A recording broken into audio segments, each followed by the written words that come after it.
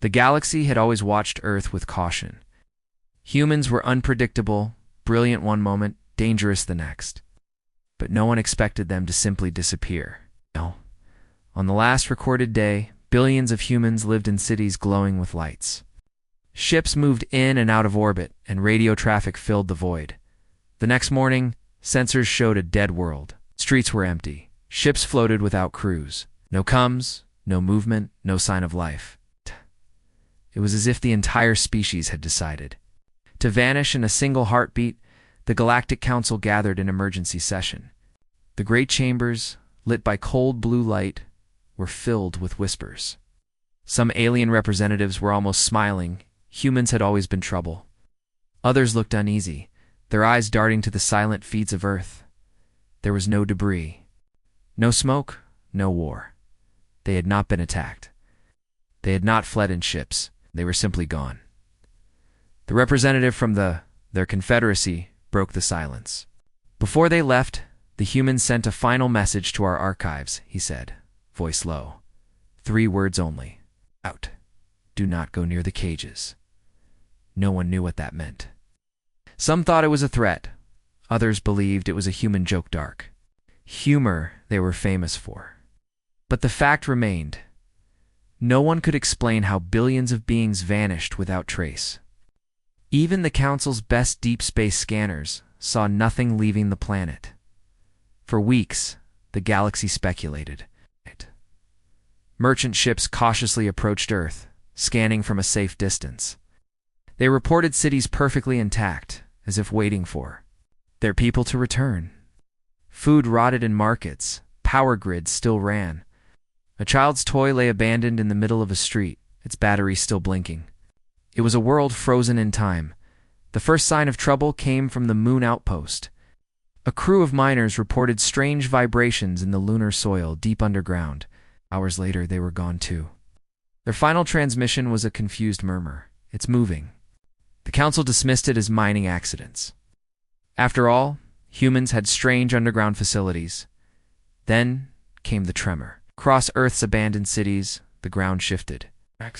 Cracks opened in the streets of New York, Beijing, and Cape Town. In one of the deepest canyons, an ancient human bunker split open. Dust and darkness poured out. A long, low sound rolled through the air. It was not mechanical. It was alive. Old human defense satellites, still active, reacted instantly. They targeted something beneath the surface and began firing orbital kinetic rounds. The Council's observation ships watched in shock as the ground exploded under the bombardments, but then the satellites went dark, one by one. Something had shut them down. The Council debated sending a research team, but most members voted against it. Humans had always been secretive about their military projects.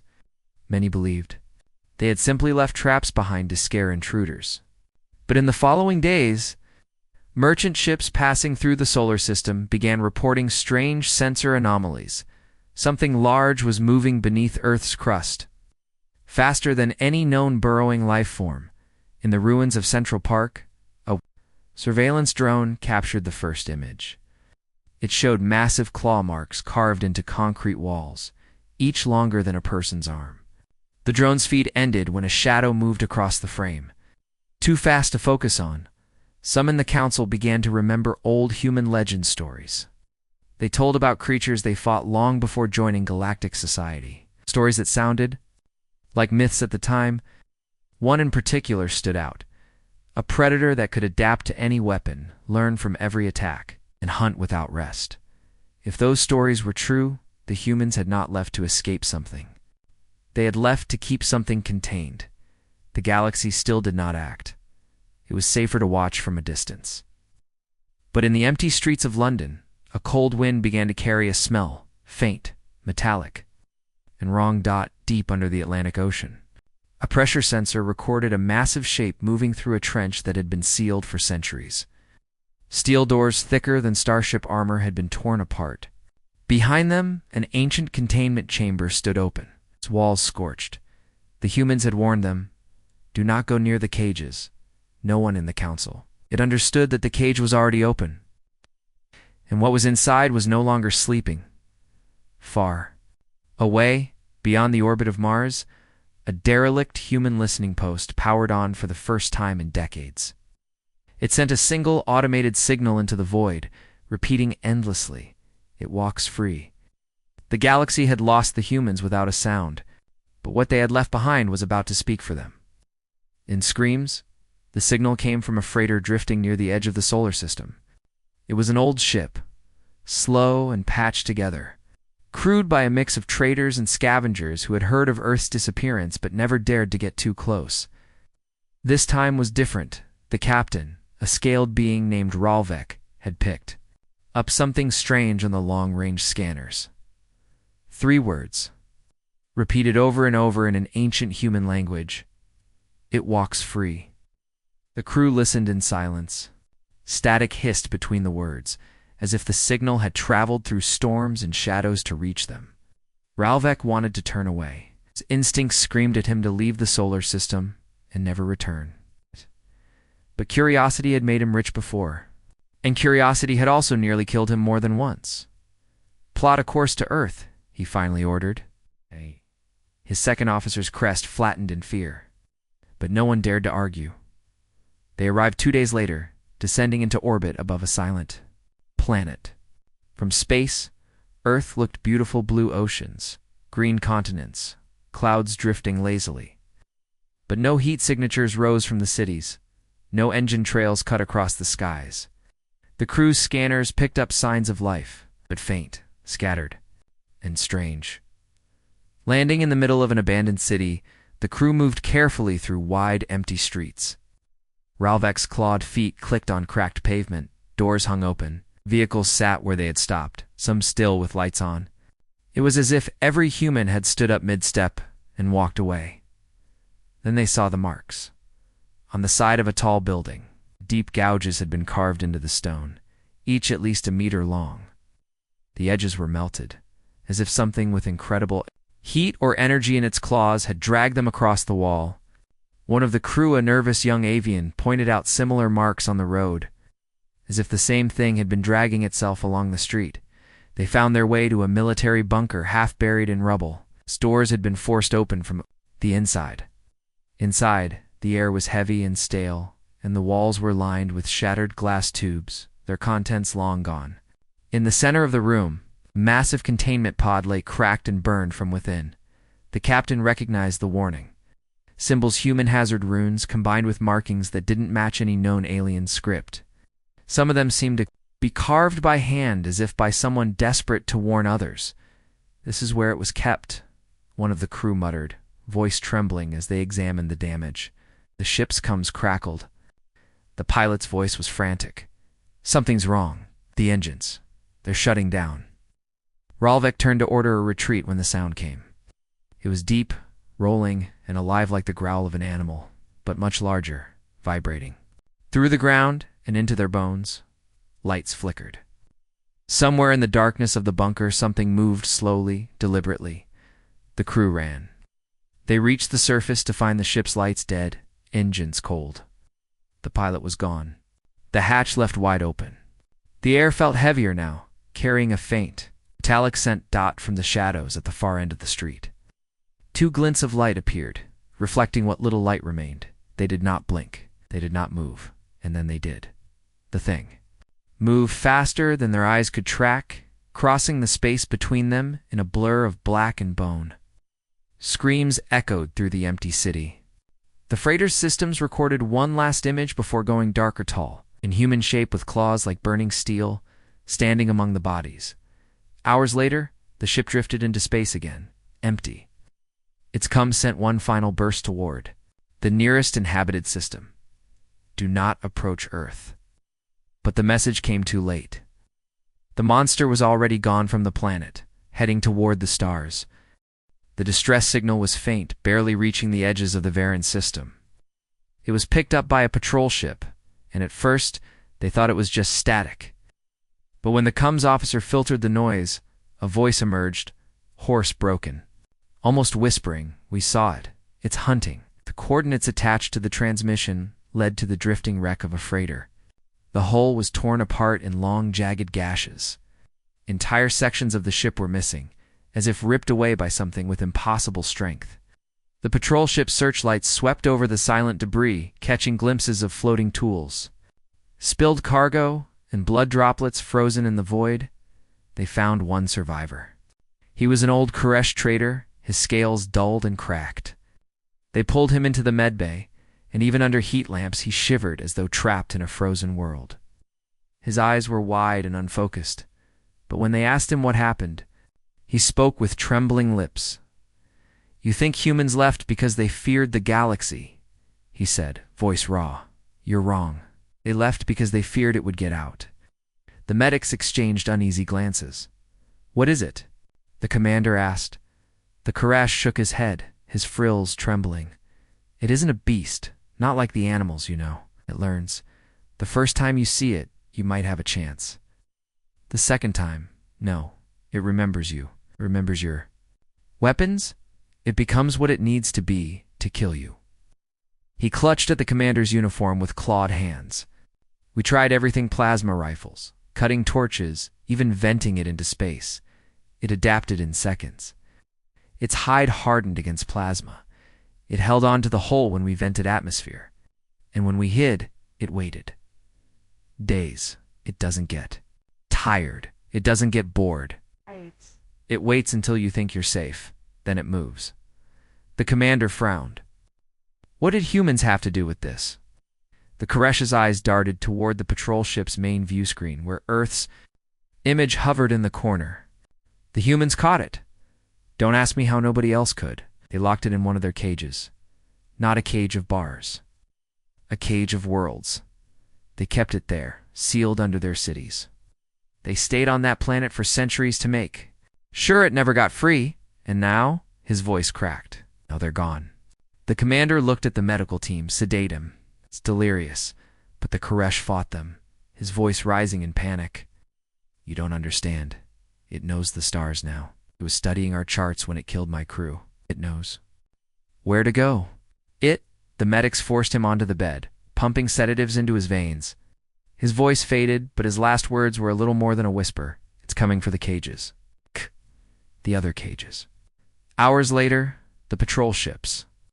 Long-range sensors picked up a massive heat signature leaving the solar system.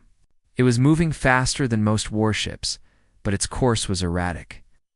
Almost playful, changing direction mid-flight. Stopping for hours at a time, then accelerating again. Its Nautilus studied the readings. It's not using hyperspace. It's jumping, not like a ship, but as if it's tearing a hole and stepping through. Nothing alive should be able to do that. Reports began flooding in from other system ships, vanishing near uninhabited worlds. Colonies reporting sudden blackouts followed by silence. In each case, there was no wreckage left behind. It's just claw marks in metal, deep enough to cut through armored plating. The Galactic Council convened again. Some argued for sending fleets to hunt it. Others urged waiting for more information. But none of them could agree on one thing should they try to find the humans. The galaxy had no idea where they had gone, or if they would even answer a call. For help, and in the dark between the stars, the thing they called the monster was already adapting. It had learned to slip past sensor nets. It had learned to read the blinking lights and symbols of alien consoles. It had learned to open airlocks without alarms. On a small mining station in the Outer Rim, an engineer woke in the night to a faint scraping sound against the hull. Out. He looked out of the viewport. For a second, he saw nothing, only the emptiness of space, then two faint points of light reflected back at him. They moved closer.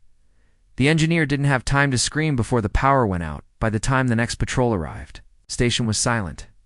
The only clue was a single phrase carved into the wall of the control room, in perfect human script. "One cage open." The galaxy didn't yet realize the meaning, but the humans had. And that was why they had left. The colony of Helios 3 was not a fragile outpost. It was one of the most heavily defended worlds in the outer Arman industrial hub with orbital platforms, fortified cities, and a standing garrison of over 50,000 soldiers. Its skies were guarded by automated defense satellites and a fleet of patrol ships. Nothing had breached its defenses in over 2 centuries, which is why no one was prepared when the first patrol ship simply vanished at 0300 local time. Orbital. Command lost contact with the vessel Sentinel's watch. Its transponder was active, but there was no response to hails. A recovery craft was dispatched, and it found the ship drifting silently toward the planet, its navigation systems offline. The recovery team docked and entered. What they found was chaos. Bulkheads were torn apart as though by massive claws. Corridors streaked with long trails of dark, dried blood. There were no bodies. Not a single crew member remained. As the team explored, the ship's lights flickered and a deep, almost subsonic vibration filled the air. The commander ordered an immediate retreat. They made it halfway to their shuttle when the sound changed, sharper now, almost like breathing. Then, one by one, the recovery team's comms cut out. The last transmission was a breathless whisper. "It's here." Recovery ship never undocked. By dawn, the colony's defense network had tracked an unidentified heat signature entering the atmosphere. It was not a ship. It had no hull plating, no engine exhaust, no transponder code. Yet it moved with terrifying precision, dodging orbital fire with sudden, impossible changes in direction. It descended toward the southern hemisphere, where the mining city of Drados lay under the shadow of a deep canyon. Ground forces scrambled to intercept. Armored walkers and gunships moved into position. Orbital platforms rained down kinetic strikes on the canyon, raising clouds of dust and fire. Sensors lost track of the target amid the chaos. Command assumed the threat was neutralized. They were wrong. Minutes later, the creature emerged from beneath the city. It had burrowed through the rock like a living drill, bypassing all defenses. Witnesses described it as taller than any known predator, its body sheathed in a shifting, armor-like hide that changed color to blend with its surroundings. Its claws glowed faintly as if superheated from within, and its eyes burned. With a cold, deliberate intelligence, the first armored walker to engage it fired a barrage of plasma rounds. The creature didn't flinch. On the second volley, the rounds simply didn't penetrate. Hyde had already adapted. The walker's pilot tried switching to railgun rounds, but the creature was already gone, moving faster than the targeting SYSTEMS could track. It landed on the walker's hull, ripped open the cockpit, and tore the pilot out in a single, fluid motion.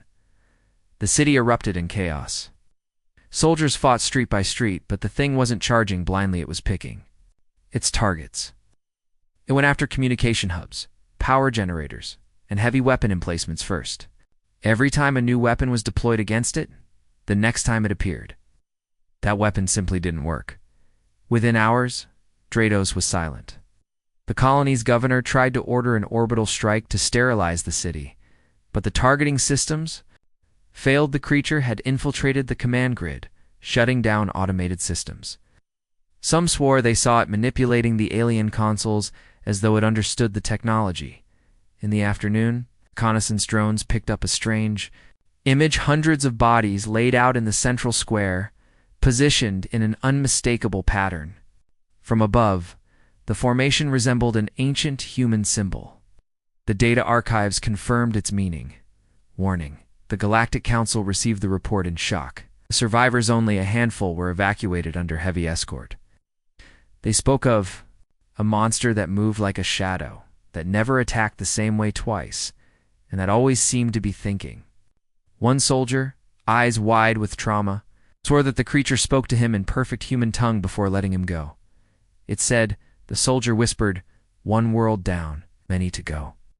In deep space, far from Helios 3, the heat signature appeared again, leaving the planet at impossible speed, moving toward an uncharted system.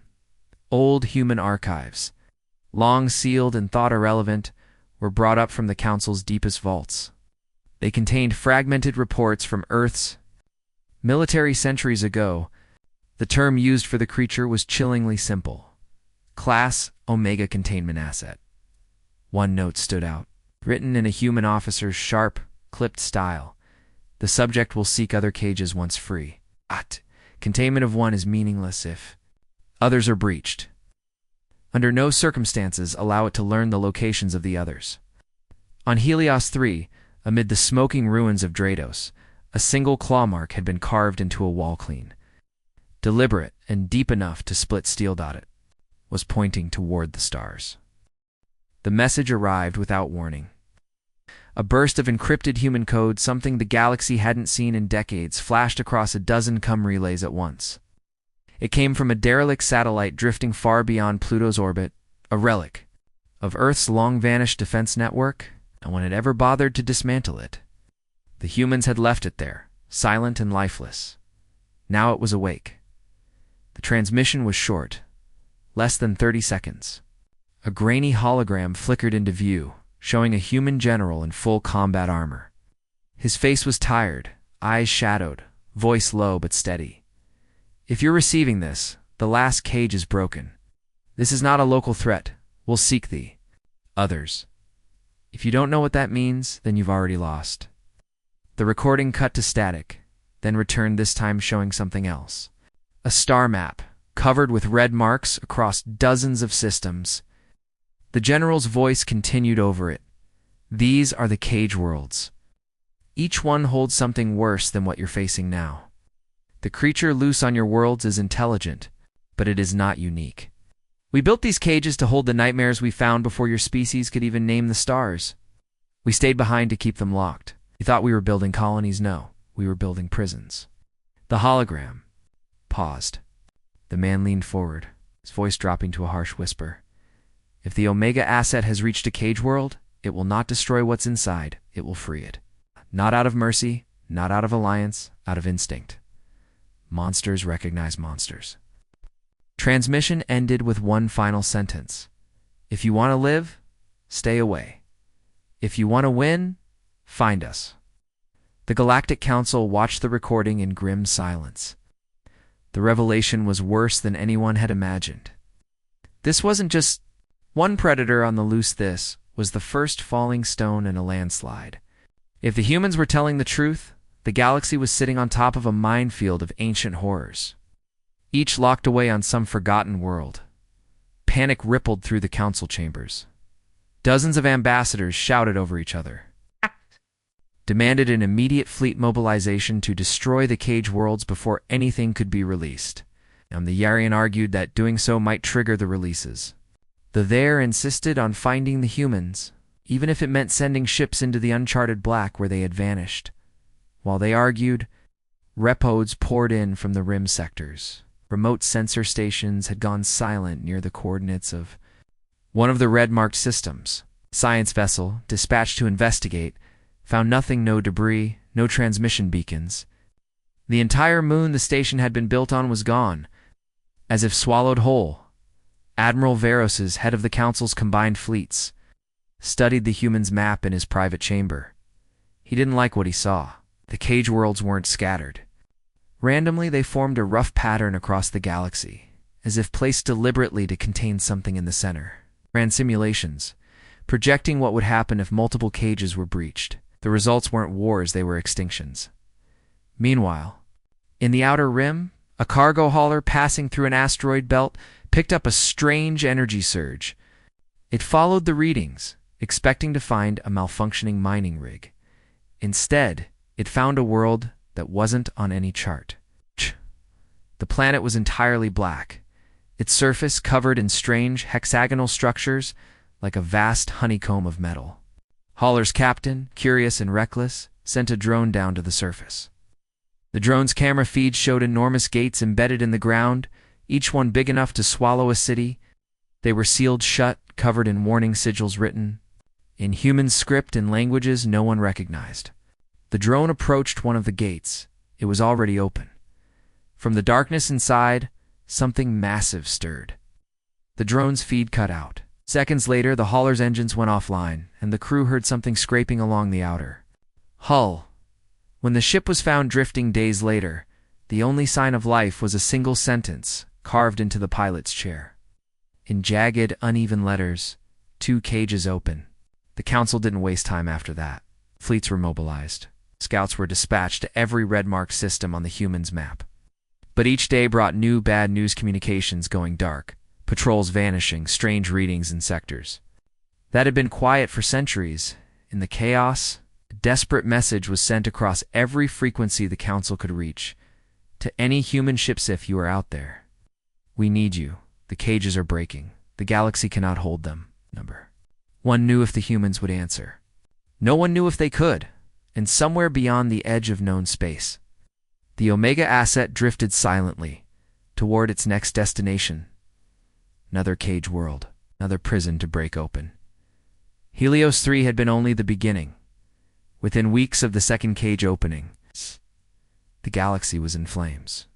Reports flooded in from every corner of known space-fortified colonies overrun in hours. Battle fleets cut apart without warning, entire sectors going dark. The creatures being released were nothing like the Omega asset, yet somehow just as bad. Each one was different. One had been designed or evolved for destruction. On the rim world of Castron, the sky itself split apart as a swarm of needle-winged predators poured from a ruptured containment gate buried beneath a mountain range. They moved as one mind, slicing through ships and structures alike. A single swarm could shred a cruiser in under a minute. Planetary defenses tried to hold them off, but the swarm simply bypassed every fortified position, diving straight for power plants and food supplies. Survivors who escaped said the creatures never ate the bodies. They left them for others, far across the spiral arm. On the mining moon Chero 6, a different nightmare crawled out from beneath the rock. This one was slow at first, slug-like mass of armored flesh, kilometers long. The miners laughed at it, thinking it was just a giant animal. They stopped laughing when it began reshaping itself, growing spines and limbs, adapting to the weapons used against it. By the time the Council's fleet arrived, the moon was gone-absorbed into the creature's body, like it was nothing more than a meal. Admiral Veroses convened the largest military gathering in galactic history. Hundreds of fleets from dozens of species assembled in orbit above the fortress world of Rither's Hold, their ships blotting out the stars.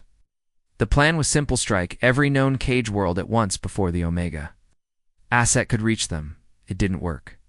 The Omega asset had been watching them. It waited until the fleets had split into task forces, then struck them one by one. It didn't always attack directly. Sometimes it would release another creature and vanish, letting the chaos spread while it moved on to the next target. Other times it would appear in the middle of a battle, dismantle a flagship, and disappear into the void. It seemed to know exactly where every fleet would be before they arrived. By the third month of the war, the galaxy had begun calling it what the humans once did the monster. But now, there was more than one monster. Hundreds of them, thousands in some sectors.